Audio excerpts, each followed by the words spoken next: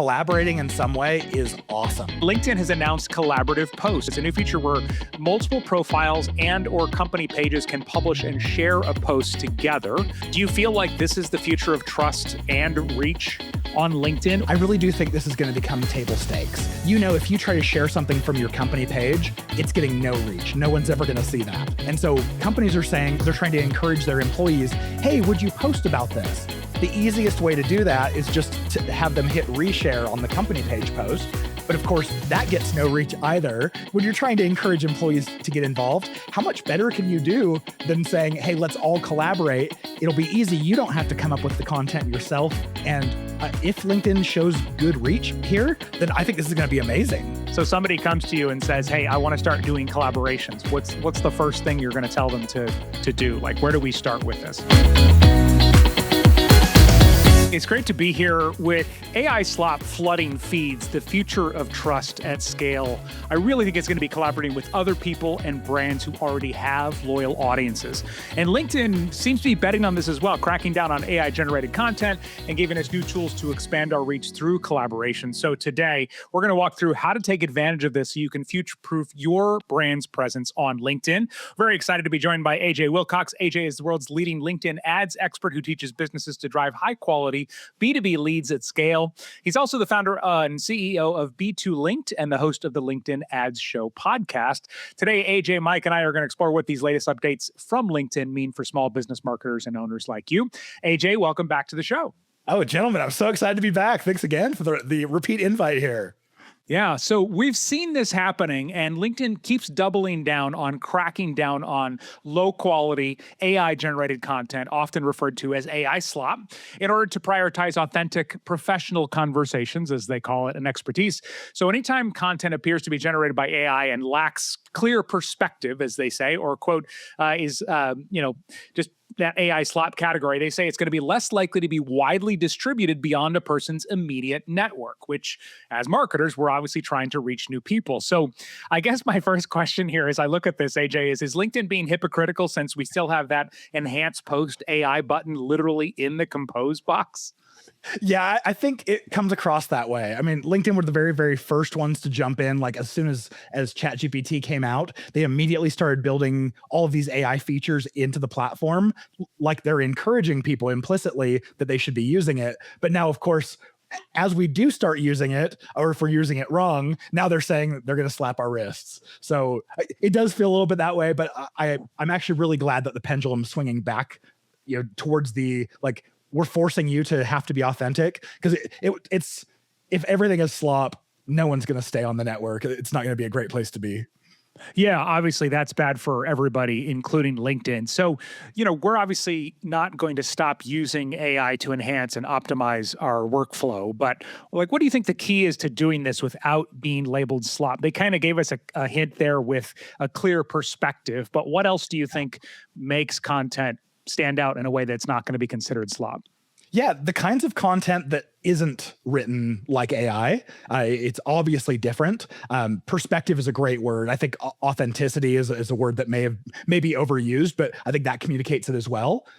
If you're sharing original experiences, AI doesn't do that. If you're sharing genuine insights, especially insights that are so cutting edge that AI doesn't already know about those before, that's sure helpful. So yeah, just be an actual thought leader. Although I have some thoughts on this too, because folks, you probably know, if you're listening, I got another show called AI Explored, and I use AI all the time, and I'm a writer. So in the early days, I trained up a Claude project specifically on my voice, and it was so good that I could actually just give it a couple things and I could write something that sounded like me. But after a while, I began to start to notice the tells, and I think humans can notice the tells, and AI algorithms are even smarter to notice the tells. It's some of this, like, you might think this, but this, or I can't even like articulate them, but them when you see them. Yeah. So what I started to do is okay, I'm actually going to write in my entire own voice, which is what I do. And then I give it over to Claude and I say, Claude, where is this weak? Claude, let's work on my hook, right? Because the hook is the part that's just seen before the more, specifically with the written word. And I've gotten it to the point where I've used it more as a consultant and less as an author, specifically when it comes to the written word on LinkedIn. But at the same time, AJ, you know this is true. LinkedIn is one of the few platforms that AI models can get access to. And a lot of people are creating AI automations and workflows that are just automating everything.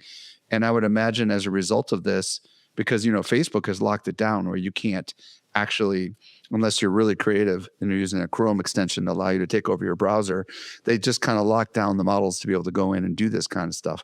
So I don't know, AJ, I don't spend as much time on LinkedIn as you do, but can you tell when people are just using AI? Does it seem a little formulaic? I was looking at a bunch of responses I got to a post this morning, and I looked at it and I went, I'm pretty sure these 3 comments are all AI. I question these. These might be. So I think my brain's starting to get a little bit better at telling. But yeah, I think everyone's radar is going to become a little bit more finely tuned. Do you think that if LinkedIn, which is part of Microsoft, and Microsoft obviously has a big stake in ChatGPT, and they're developing their own models, do you feel like if it's pretty obvious that this whole thing was crafted by AI, you're just going to see a reduction in reach? You're just not going to see as many people see it? I sure hope so. I hope that this has already been happening. I hope this is not a new thing where they've finally said, okay, we can spot AI now and we're going to start shutting it down. Because low quality posts get low quality reach, and they have for a long time. But yeah, I don't know. I hope to continue to see that happen, because I sure like your approach of like, I'm going to come up with it as the brain, then let AI enhance it. Don't start the other way around. Well, I think the thing we're kind of waiting to see is it going to be flagged because it says, you said you couldn't, rattle them off, but I just think about these all the time, Mike. Not X, not Y, Z. And, Right. Everything is happening quietly and silently, and everything matters. And this is why it matters, and all of those. But is it going to be that? The hidden truth is this, you know what I mean? And yeah, everything's hidden, everything's quiet, everything's silent. Yeah, but I'm curious if that's the kind of thing that it's going to flag it by, because that's, as humans, that's what we flag it by. But there could also be a worthless piece of content without any of those tells. And I think what we're going to see, they're saying the algorithm is going to flag this stuff, but the humans are going to get to help too, right? If the humans don't engage, then LinkedIn will stop recommending it. Isn't that right, AJ? Yeah, I sure think so. I mean, LinkedIn visibility has always been about engagement, and I think AI is going to be a help to them. AI is just very good at summarizing. I've spent enough time in B2B marketing. I've read B2B websites that are this long of text, but you read and you go, I don't know what I just read. I don't understand any of this. I think that's the kind of content that when you write it, obviously whether a human wrote it and was just really bad or AI created it as slop, it's not valuable, and it just needs to be penalized. And for folks, by the way, for folks who actually do really want to use AI to create high quality content, it's really important that you choose the right model. And when it comes to the written word, right now it's Opus 4.6. It's not Opus 4.8. It's not Fable. It's not Sonnet. And some people are like, what are you talking about, Mike? Well, if you use Claude, which most writers are using Claude these days, you want to use Opus 4.6. It's incrementally better than all the other models for writing. And this is how you can get high quality output. Because the truth of the matter is, if we can use AI tools to increase the quality of the content, no algorithm is going to, I don't think any algorithm is going to have a problem with that. Don't you think, AJ? Yeah, I think as long as what you're communicating is of value, I don't think they necessarily care that it was created by AI, but But it's directed by humans. I mean, that's the key to the whole thing, right? But a really good writing model is going to help you go from a good writer to an excellent writer. I just wanted to throw that out there. It's interesting that it's not the highest model necessarily either. And I want to go back to something you said too, Mike, where you said I use AI to then say, hey, help me make this better, or where is this weak? And I think if we go back to what LinkedIn and AJ mentioned about having a perspective, you can ask AI to go, hey, does this have a perspective? You could probably ask it, does this sound like AI? And it would probably be able to recognize that too, but it's a great final pass. Now, I want to take advantage of the fact that AJ, you obviously spent a lot of time on the paid side of LinkedIn as well, and see what we can learn about this, both for the organic and the paid side. They've introduced a tool called Brand Kit inside of Campaign Manager, where you can add your brand assets, so your colors, your fonts, your brand voice for creating ads. And the whole idea is that it'll make sure that your AI generated ad copy and creative assets are still aligned with your brand guidelines, which again is interesting when they say they're cracking down on AI, but I guess if you give them money, they'll put up whatever you want, right? But like on the paid ad side, are you seeing a reduction in reach on ads that feels more automated or AI generated from kind of what's out there? No, I mean, basically what you said, like, unless your post, your content or your company goes against their guidelines, like it can't be gambling, it can't be drugs or alcohol. As long as you're within that, if you pay the money, if you'll pay their prices, you'll get the reach. But we definitely do see that if an ad appears to be low quality, or if it has those AI tells, people just don't interact with it. People will stop engaging. And of course, in advertising, we need people to engage. That's the whole point. Yes. Yeah. Okay. Well, I'll just throw a couple thoughts in here. I kind of feel like this is kind of a feature that's in a wrong place. If you're using image tools or video tools to create your ads that are AI tools, that's where you want to have the brand direction, right? I mean, it's kind of strange that they're doing this unless actually LinkedIn is offering AI content creation. Are they actually on the ad side, AJ, do they allow you to create images automatically with AI or no? Yeah, I think this is pretty new. It recently rolled out, but we've been able to have content created, like the intro text and the headlines, help with AI. Now we've got imagery too, and I think that this is related to that. So okay, that makes sense. So then, if LinkedIn is making it easier for advertisers to make ads within the LinkedIn ecosystem, then this is absolutely something that's probably pretty valuable, I would think. Totally.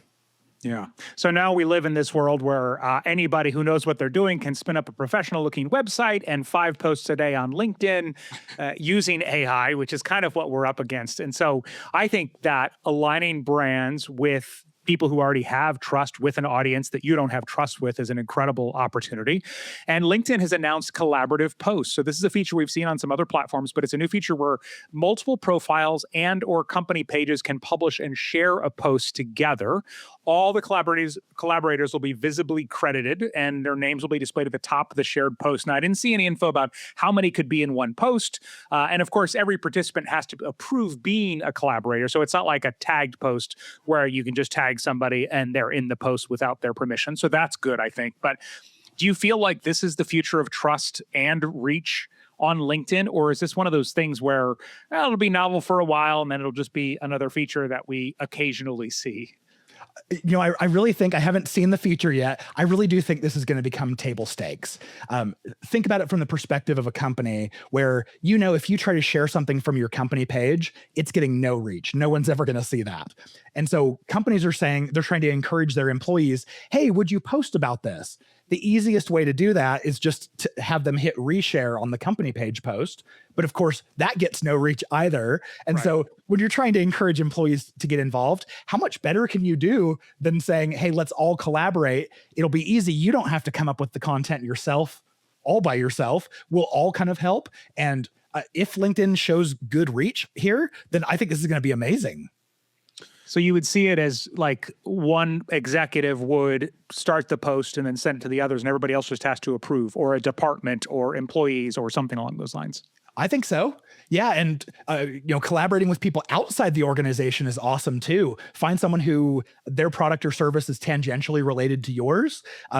So everyone has like skin in the game here. And then both company pages, both, you know, thought leaders that are internal to their companies, they can all have it under their names. I think this is going to be really cool as long as it gets better reach than the company page post. Yeah, and this is interesting because they're saying that in time, so coming soon, LinkedIn pages and individual personal profiles will be able to share posts together. So that would be really valuable. So imagine if the company decides to tag in the engineering department, right? That's maybe behind the new product update, just to kind of like allow that kind of reach effectively to go across multiple individuals within inside the company. And isn't there kind of a trend I feel like there is a trend, right, where businesses are trying to get individuals activated on LinkedIn, right, AJ? Yeah. Yeah. A lot of businesses are still afraid. I still hear a lot of founders who are saying, I don't want my employees active on there because then they're going to get poached away. But I think most have gotten past that. And now it's okay, if we allow our employees to share their thought leadership, it makes the company look better. So we actually want to facilitate that. I think that the way this is going to work, at least the way we think it's going to work based on what we've seen on other platforms, not that LinkedIn is not first on everything, but we have seen this in some other places, is essentially if you partnered with somebody else that had a neighbor audience or a tangential audience, they will reach their audience, they'll reach your audience, and then they will look for more people like that if it's really engaging content. So I think that's what the great potential is. I think maybe Instagram was the first to come out with this a few years ago, and I had incredible success with this. I do wonder, though, if the stuff that does best on LinkedIn is organic content or content that feels organic. You see people all the time complaining, yeah, as soon as I put up a picture of my dog, I get a gajillion views, but when I actually post about my business, LinkedIn doesn't show it to anybody. Is there something about having two names at the top, especially if one of them is a company name, do you think that will immediately make it feel less organic? And if so, how can we avoid that? I think that's a risk for sure. I'm really interested to see like the display, how these look. The first time I see one, I'm going to take a screenshot so I can use it as an example. But I think if you come out with something where a company shows as having, put it out in some way, or even you run the same risk with it being tied to individuals as well. If it feels like it was written by corporate, it has, it's overly professionally written, it doesn't sound like a human, then I think people are going to write it off regardless of whose name is at the top. So I would encourage everyone to write very conversationally. Like we talked about before, try to make sure you're showing a perspective. It feels authentic. It's using personal experiences. It's thought leadership that AI hasn't just seen already, published across 1,000 different sites. I think that's going to help a lot. I will mention something really quick. I was at a 2-day mastermind last month, and you mentioned thought leadership. And, AJ, you've taught me about thought leadership ads, but I don't think I understood them until this moment in this room. But this one woman who is on the creator side of things was working with a brand, and whenever a brand shows up to sponsor a post with her, she will then tag her business page. Then she can use her business page basically to boost her personal profile post. So she'll basically take part of that budget, and then all of a sudden, I don't know if her clients even know that she does this, but all of a sudden she gets this huge reach in that way, and it is a way to amplify personal profile posts. And I would imagine, before it was with tagging, but I would imagine if we are using collaborations, you'll be able to do the same thing. I think so. And I see her strategy because, if you put out something organically, you're going to see the number of views it got. And it's generally going to be, less than the number of followers that you have, for sure. Mm-hmm. But as soon as you promote that post through the ads platform, you can get impressions through the roof. So if you as a creator, if you're trying to show extra value to others who are going to hire you, you can say like, hey, if you hire me as your creator, as your voice, I'm going to guarantee you 100,000 impressions. 100,000 impressions is cheap through the ads platform, but it shows a lot of value. So I could see that. It might be gaming it a little bit, but there is value in numbers for sure. I mean, I think it's a win-win-win, right? LinkedIn's happy, the client's happy, and she's happy. But so if somebody comes to you, because I'm putting myself back into when I worked at an agency, and I'm imagining one of my clients, which happened sometimes. Oh, I was listening to the social media marketing podcast with Michael Stelzner. I heard about this new thing. How do we do that? So somebody comes to you and says, hey, I want to start doing collaborations. What's the first thing you're going to tell them to do? Like, where do we start with this? Well, I don't know how the new tool's going to work yet, so I couldn't give you guidance there. I really hope I get access to it soon because it seems awesome. But I think just to start out, whether you're using this feature or not, collaborating in some way is awesome, and it's something that every brand should consider. So be looking for those people out there who are maybe fans of your brand, maybe collaborators who are tangentially related to your product or service, not directly competitive, but you get to help each other. Those are great opportunities. And then just approach them with like, hey, there's a topic we really care about. What if you post as your voice, what if we post and what if we tag each other? No money has to exchange hands. It's just all around everyone wins with getting to extend your thought leadership. I think that's where I would start. I like that you kind of have presented it as, hey, we're in this experimental phase. Let's try it out and, kind of see what happens here with it. But it sounds like it's worth doing a little research first, right? Like finding out what they're into and finding across, something in common to post about and everything like that. I think so. Start with the people that you're already aware of in your network, because I think approaching someone cold that you have no idea if they've ever heard of your brand before, that's like a second or a third tier strategy. But chances are, as a brand, you know who your top fans are. You know the people who are always commenting on your stuff, the people who are vocal, current and past customers. I think that's a great place to start. Yeah. Okay. And of course, the people pleaser in me is like, oh gosh, what if I have to tell somebody no? But obviously you want to do the best thing for your brand. So Now finding these people, right? You may come across them automatically in your feed, but if you wanted to actually look for them once you've decided to start collaborating, they have now expanded their AI-powered people search to all US users beyond before, where it was only premium only access. So now you can use natural language search to find people based on intent rather than exact keywords. You'll see verification badges appearing in the search results for more trust and transparency.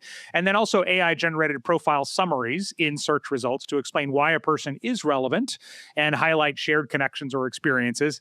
Another reason to make sure that all of your latest stuff is up to date on profiles. But I think this tool was designed for prospecting. But I mean, how would you go about using this to find collaboration partners then? I agree with you. I think this was designed for the Sales Navigator product, which is meant for outreach. And then LinkedIn was like, well, hey, we might as well make this available to everyone because it's going to be universally helpful. So I support it. I approve. I think it's a really cool feature. For you to actually go out and start using it, I think you probably want to think about like maybe even use your own profile as a case study here. You think about like, how do you want people to try to find you, and go and concentrate on writing your profile in a way that really you're not trying to just take like specific keywords and specific orders like we've been trained by HR departments to do, but really think about it strategically. How can I express what I do professionally and what I'm looking to do in a clear and succinct way so that when AI comes in and crawls it, scrapes it to ingest it, that it's understanding and it can then pitch you in the best possible light.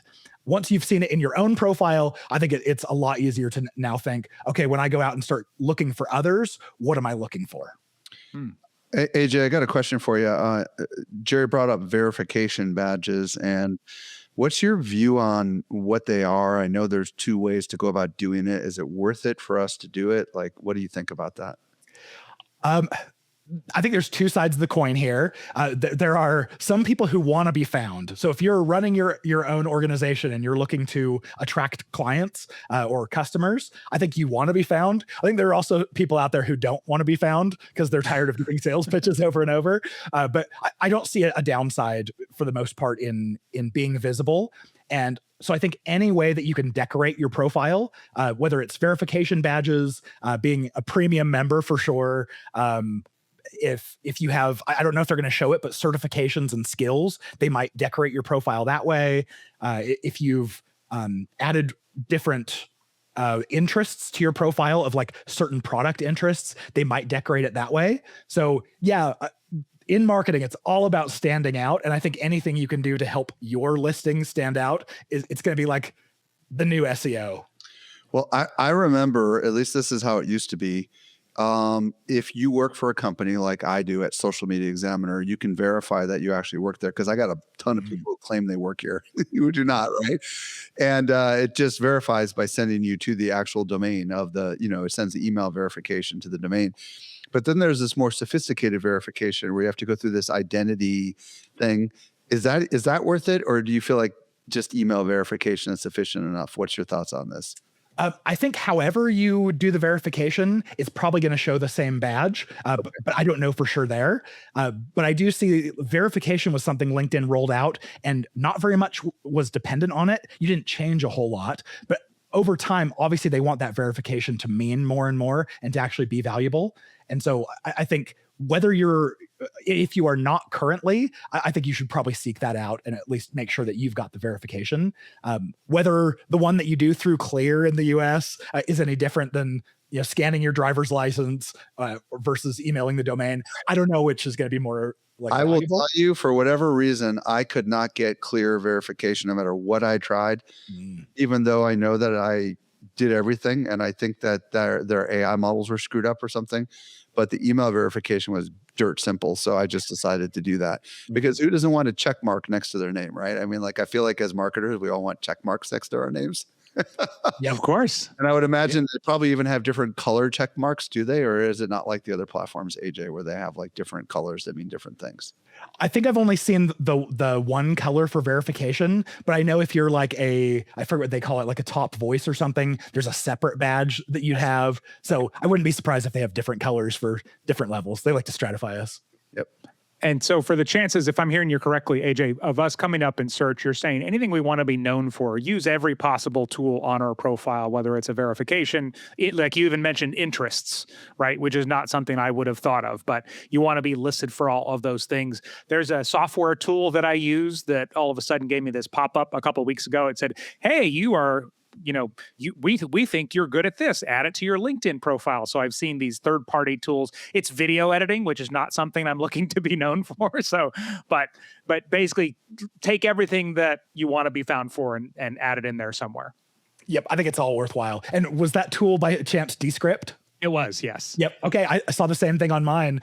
Same thing. I don't need to be known for video editing, but I thought it was so cool that now they have this integration between LinkedIn and different tools. I added it to my profile anyway.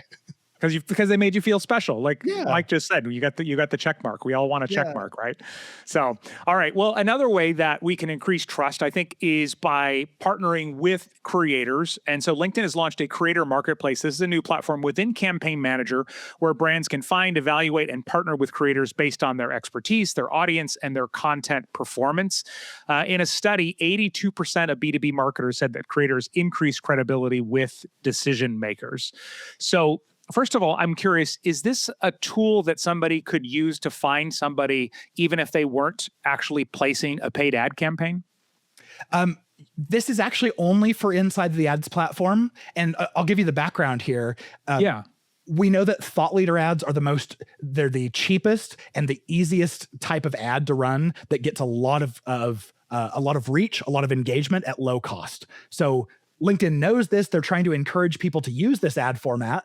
But if you as a marketer, if you're having a hard time convincing the CEO, like, please go like write a post about this or record a video, and because they're not getting that kind of content, they're not able to run these ads.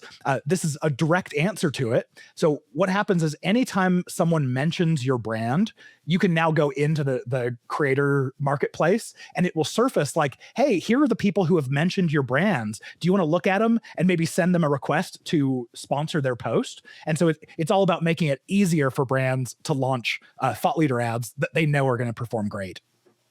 Okay, so basically where people are already talking about your brand, now you have a chance to get in front of their audience and borrow their trust, which is kind of what we're talking about today. Yeah, and when you sponsor one of these thought leader ads, you control the audience, like you put dollars behind it, you decide who it goes to. So the reach that their profile has access to, I mean, in the first day or two of their post, you've already gotten the max out of that possible. But if you want to show their message to a new audience, to your ideal audience, and you're willing to pay for it, I think it's awesome. A third party saying something about you is always going to carry more trust and credibility than you saying about yourself. I feel like I see those in my feed all the time. And those are the ones that I think of where I see, wow, 21,000 reactions. And then I see in partnership with, and I go, oh, it's an ad. Yeah. Totally. Yeah. So if we are vetting a creator to work with, like as a brand or as a marketer, we're like, okay, I found this person. They seem to have the same audience. Like, what should we be looking at other than their reach?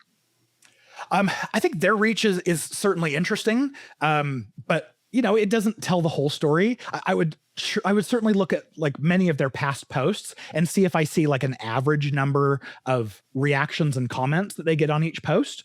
Because you can always put dollars behind something like one post to pump it up. But if you see like, nope, they actually do have a very active following, people care, they engage, then yeah, they might be one who's worth, working with. But I would also say that doesn't have to be the whole story. Because like I said, when they post the post for the first day or two, that post has really gotten all the benefit it's going to get. When you sponsor it and put dollars behind it, you choose which audiences see it, and you really control that reach. So the reach that they originally had doesn't really matter to you all that much as long as you get to control who sees it from there. And so usually you would add the money after the post had already been running. Correct. Okay, so it's already got some social proof in it. It's already, got something going there. So Totally. Just so I understand this is different than on the other social platforms. Like Facebook has something like this, but they've got a list of all these creators that you can search for, and then you can reach out to them and interact with them, and they'll give you a price to create a piece of content. This sounds like, and by the way, I don't even know if you knew that existed. You know what I mean? There's all these creators, and you can hire them flat out through Facebook and negotiate a deal with them directly through Facebook, and they will create the content for you, and it will be a mutually beneficial kind of partnership. But in this case, this is more of a, hey, find people who are actively talking organically on the platform, LinkedIn, about my product, and then put some money behind it. And they don't necessarily, it sounds like the creator isn't necessarily gaining anything other than more exposure and reach. Is that right? Yeah. And you do have to ask their permission. So if you request and they say, no, I don't want my post to be used like that, then you won't get to it as an advertiser. Are some of them going to say, sure, but it's going to cost you? I mean, is that the kind of negotiations you think are happening behind the scenes? I think they could. I know some people do charge for posts, charge for having something turned into a thought leader ad. But for the most part, when I see our clients reach out to people for this, they're basically leading with like, hey, we're going to put dollars behind your profile, getting seen more. Oftentimes that's a pretty equal value of exchange. And you don't actually need to pay, but it's probably going to happen. Just not through the creator. When those dollars are put behind it, is there a call to action added to it that benefits the brand, or is it just giving it more reach to an audience with the hope that it will look like an organic piece of content that's somehow going to influence people? Currently, it's the exact same post, just with dollars put behind it. Okay. But we've seen LinkedIn do this where a company boosted post, when you go to sponsor it later, you can add an additional CTA. So I wouldn't be surprised if in the future personal posts do that as well. But right now it's just putting dollars behind the exact same post. Okay, so let's be strategic here. Let's say I am a creator and I want to get in front of brand X, okay? Because I want to help them and I want to help me, right? So how would I do that so that my stuff might show up to that brand? Because there's some people that would love to have partnerships with a brand, and this could be their inroad. Do you understand where I'm going with this? Like, you're a creator and you want to work with a bigger brand. How would that brand even, like, would we have to embed certain kinds of keywords in there, you think, for the AI to recognize this and show it up? And would it be just coincidental because there's probably just a little window where the brand might even be notified or go in there to look? Like, what's your thoughts on this? Well, I think if you want to show up in the creator marketplace, as long as you mention their brand in one of your posts, that's going to be enough to show up there. If you tag a company page, most of the time there's someone's asleep at the wheel. Like, they're not checking their company notifications or not getting them. So you're probably not going to get their attention, but sure, try it. But then I'd also say individuals see their notifications a lot more. So if you know that there's an individual at that company, someone over partnerships or someone over marketing or something like that, tag the individual in your post. You're going to be a lot more likely to get their attention that way.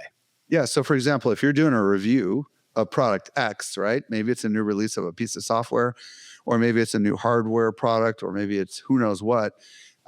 If you could figure out who those people are and somehow get them identified properly inside the thing, that might lead to some strategic partnership that could be a cross-platform kind of deal down the road, I would imagine, right? Yeah, I think that's an awesome idea. Well, and to go with what AJ said, it's, a lot of people are not paying attention to their company page notifications. And on the other end of the spectrum, you have people that are in charge of those things that maybe get tagged or bothered all the time. And it's just a matter of settling on those people in the middle who still like to get notifications and are not overwhelmed. But I mean, what if you just, like, let's say you're a marketer and you wanted to get hired. What if you just said, if I was doing the marketing for company XYZ and tagged them, here's what I do. I mean, literally show them how you think. might be a lot of work, or it might be, a great way to get in front of it. I've seen case studies where people have done that for huge, like multinational corporations, where it's just like, hey, if I was the such and such director for this company, here's what I do. And eventually, if it gets enough engagement, it gets back to them. Oh, yeah. And then, of course, we have on the ad side, we have this ability to target very specific individuals at certain companies. So our final audience has to be at least 300 people. So this really only works if you have an enterprise level company. But let's say you're trying to do a project for or get hired by IBM's marketing department. Sure, you can put your post, sponsor it to just employees of IBM in the marketing department. And that's a great way of getting attention as well. Okay. So is this, just so I'm clear, does this mean that anyone who has an account on LinkedIn can run these kinds of ads? You don't have to just have a company page? You actually do have to have a company page, but you could make one up in order to do this. So you'd create an ad account inside of Campaign Manager. You'd link that with a company page, and then that's all you'd need. You could then create your audience, put dollars behind it, target very specific people, choose your post, and your company is not going to get, or at least the company on your company page doesn't play much of a role anymore. And that wouldn't cost very much. Like, we're paying like, $80 CPMs is kind of what you could think of on the high end. And you're targeting hundreds of people. That's like nothing, really. Yeah. It costs pennies, but it could really make a big difference. That's really cool. Okay, so with this creator marketplace where you can find creators to work with potentially, are you kind of, I feel like you're leaning toward, but I don't want to put words in your mouth, that if they're not already talking about you, this is a big uphill task and maybe not worth tackling? Or at some point is it, if you're going, look, I got to get into the space, at least I can get some that have been vetted by LinkedIn with real data first, this would be a good place to start? Yeah, Creator Marketplace is a great place to go and find those people that you're not already aware of, who are talking about your brand. That's a great way to find them there. It's not. But what if they're not? I'm saying, what if they're not talking about your brand? Is it still good for that? Not Creator Marketplace, but I think that's a great opportunity for you as a marketer to go and start doing outreach and talking to people who would make it a good collaboration partner, and just you do it behind the scenes offline. Okay. One other thing I want to add here is one of the things that I really like about what AJ said earlier is, or it might have been Jerry, it might have been both of you. So many people are using this strategy that I'm about to share, which is not wise, which is they DM you and they say, hey, I've created this thing for you. Let me know if you want me to send it to you. And we know that they send the same thing to everyone. And then when they say yes, they create the thing. Okay. The reason why that doesn't work is because that's like an opt-in strategy. And then I don't have to do the work unless they say that they're actually interested. I feel like that is just, I'm going to call that DM slop, direct messages. Mm-hmm. And the alternative is to actually create something and post it publicly on your profile, which is what we've been talking about here. I feel like that is so much more authentic and transparent, and it requires commitment and to do the work. And it also requires you to acknowledge the fact that maybe nobody will ever see it. But AJ, I want to know what your thoughts are. There's a pretty good chance someone in your network might know someone who knows someone, and they might tag somebody, right? Which might bring someone from that company in to see that post, right? So I would imagine something like this could be really strategic depending on what it is you do. If you're a strategist, you talk about how you would change the strategy. If you're an artist, you talk about how you would redesign it, right? Is this something that people are doing? I'm imagining they're not, because there's so much work associated with this, but I would imagine the payoff could be quite huge. What do you think, AJ? I do. I agree. If you take it the extra step further, you're not waiting for the opt-in to decide, okay, now I should spend my time on this. I can't remember who it was, but you were just recently interviewing someone on the AI podcast, and they were talking about how they would create whole tools and send them to someone as like a proof of concept. Boy, you put the work in and AI is helping you do that more effectively. You're going to get attention for sure. Yeah. And I don't remember, but I do remember the interview. I can't remember who the person was. I'll look it up by the time we're done here, but you're right. With AI, you can actually create some really great stuff relatively fast, as long as it's not slop, like we talked about earlier. And this could actually have huge benefits for you, for those of you that provide some sort of a service. I'm feeling a little guilt right now because probably 2 or 3 times a week I get approached by somebody to design my YouTube thumbnails, and they'll actually put a post up on Instagram and tag me, and my response has just been spam. But now I'm feeling like, well, they did actually take the time to make it. Maybe I could at least just say I'm all set, but thanks. But yeah, it is, the expectation I think is higher now with AI that you took the time to make something. But building a whole app, I would be pretty blown away by that for sure. So, all right, this is a really fascinating update to LinkedIn, I think, for any brand that's trying to make sure to reach new people instead of just talking to the same people over and over again. And it's a new post analytics metric that shows the percentage of impressions coming from in-network versus out-of-network audiences. So just so we're all on the same page, in-network measures the share of post impressions generated by existing followers and their connections. Out-of-network reach measures the share of impressions from people who do not follow or connect with the person who's posting, which happens through recommendations, reshares, or even search. So this is an incredible opportunity, I think, to lean into, okay, what is actually helping me reach new people? AJ, how do we interpret the difference between content that performs well in network versus out of network? Like, should we be all thinking about both, or should we all trying to make the stuff that mostly reaches out of network? Well, I think, first of all, this feature is a really, really strong move from LinkedIn, because if all you see when you post something is just the number of views and then the reactions and comments, it's not going to encourage you to do much more. But if I posted something and it said, oh, 90% of the people who saw this are from outside your network, even if my network was small, I would go, oh, there's value here. I should consider posting more. So I think this is brilliant. I think that's what LinkedIn's going to get out of it. What we then do as marketers, as content creators, because of it, I don't think I would change the way I wrote or what I published necessarily based off of that split. But I think I would pay attention to try to understand so I could optimize in the future. Like, when I talk about this, does this get wider spread than just my network? When I talk about this, does it stay just in my network? Oh, it's helpful to understand my audiences and who wants what from me. So in other words, double down on the topics that you see reach beyond your network. Yeah. By the way, folks, earlier AJ said there was a recent episode of the AI Explored podcast. It was the June 23rd episode with Eaton Pollinger, and it was called "The Future of AI and Selling: How One Workflow Closed a $12,000 Deal."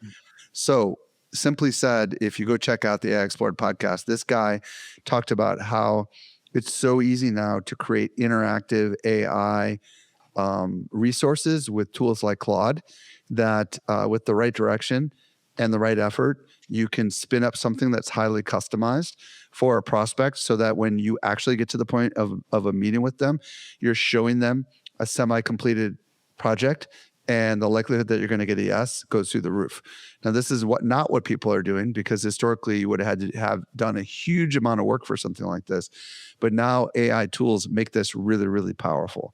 So you talk about like, and what this guy does is he's very active on LinkedIn. And then that creates inbound leads and prospects. And then what he does is he asks a series of questions in advance, utilizing AI and public data, and he creates something that, and gathers some insights from them as well, but creates something that blows their socks off. I think that's the future of how we're going to be selling, because, this, AJ, everybody's selling on LinkedIn, but the problem is a lot of people they can't show off, because usually people that are salespeople are not actually creating anything. They're just making a promise. But if you can use AI to create something that's super powerful, then it's just taking it over the line. So I just wanted to throw that over the fence. It was a very fascinating interview that for people that are selling might want to check out. Yeah, I love that. Well, AJ, this has been a fascinating conversation. Thank you for joining us today. If people want to explore working with you, where do you want to send them? Where's the best place? Oh, I think 2 places. You can go to the website, b2linked.com. You'll always find everything there. But also connect with me on LinkedIn. Just make sure you customize the invitation to say you heard me on the show. And then I would love to connect with you. But otherwise, you don't even have to connect. Just follow me there. I share all my best stuff publicly. AJ and Jerry, thank you so much for being on the show today. And hey, if you missed anything, we took all the notes for you over at socialmediaexaminer.com/730. man, it's hard to believe we've had 730 episodes. If you're new to this show, follow us on whatever podcasting platform you're listening to us on. If you've been a listener for a while, we would love a review, and do check out my other show, the AI Explored podcast. This brings us to the end of the Social Media Marketing Podcast. I'm your host, Michael Stelzner. I've been joined today by Jerry Potter, my co-host, and I'll be back with you next week. I hope you make the best out of your day, and may your marketing keep evolving. Catch you next time.